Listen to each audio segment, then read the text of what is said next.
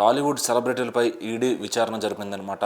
So దాదాపు 29 మంది సెలబ్రిటీలు రాణా, దగ్గుబాటి, విజయ్ దేవరకొండ, నిధి అగర్వాల్ ఇట్లాంటి సెలబ్రిటీలతో అలాగే యూట్యూబ్ ఇన్ఫ్లుయెన్సర్లు వీళ్ళందరిపైన అయితే ఈడీ విచారణ చేపట్టింది.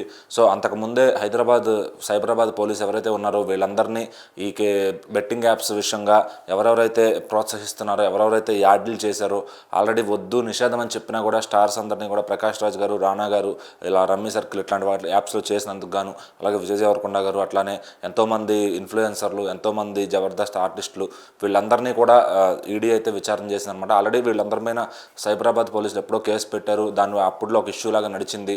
సో అందరూ మళ్ళీ సేఫ్ అయ్యారు అనుకున్న ఇంతలోనే ఆ కేసుని సైలెంట్గా ఫార్వర్డ్ చేశారని తెలుస్తుంది.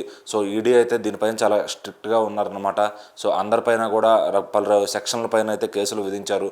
సో ఆ నిధి అగర్వాల్ లాంటి హీరోయిన్లు కానీ, రాణా, దగ్గుబాటి, విజయ్ దేవరకొండ ఇలా ఎంతో పేరున్న యాక్టర్స్ కానీ, అట్లానే ఎంతోమంది ఇన్స్టా ఇన్ఫ్లుయెన్సర్లు, చిన్న చిన్న వాళ్ళు, అట్లానే ఇంకా జబర్దస్త్ వాటిలో ఈ మధ్యన ఫేమ్ అయిన వాళ్ళు, సో వీళ్ళందరిపైన కూడా ఈడీ అయితే విచారణ చేపట్టిందనమాట.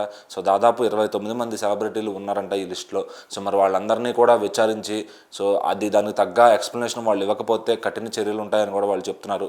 సో ఖచ్చితంగా మరి అరెస్ట్ చేస్తారా లేదంటే దాని తర్వాత ఎటువంటి దానిపైన చర్యలు ఉంటాయనేది ఇంకా వాళ్ళు స్పష్టత ఇవ్వలేదు. కానీ సో ఆ 29 మంది సెలబ్రిటీలు కూడా అది ఎందుకు చేశారు, ఆ అగ్రిమెంట్ దాని ఎక్కడి నుంచి వచ్చింది, ఆ యాప్ దాని తాలూకు ఓనర్స్ ఎవరు, సో ఆ అగ్రిమెంట్స్ ఎలా చేశారు, ఇన్ని విచారణ డీటెయిల్గా చేపట్టి ఆ తర్వాత వాళ్ళకి ఎట్లాంటి పనిష్మెంట్ ఇవ్వాలి, ఫైన్తో వేస్తే సరిపోతుందా లేదంటే జైల్లో పెట్టాలా, ఒకవేళ ఇలాంటి సెలబ్రిటీలని జైల్లో పెడితే ఫ్యాన్స్ అనే వాళ్ళు ఊరుకుంటారా, సో ఖచ్చితంగా ఎలాంటి ఇవి ఉంటాయి. ఎందుకంటే చట్టానికి ఎవరో అతీతులు కాదు సెలబ్రిటీస్ అని ఎవరైనా కూడా.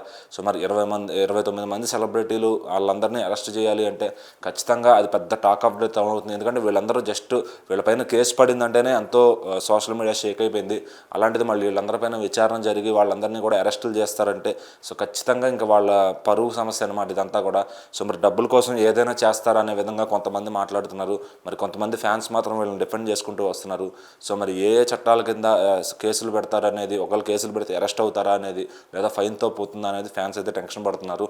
సో మరి 29 మంది సెలబ్రిటీలని ఏం చేస్తారు ఈడీ వాళ్ళు అనేది ఇప్పుడు పెద్ద టాస్క్గా మారింది.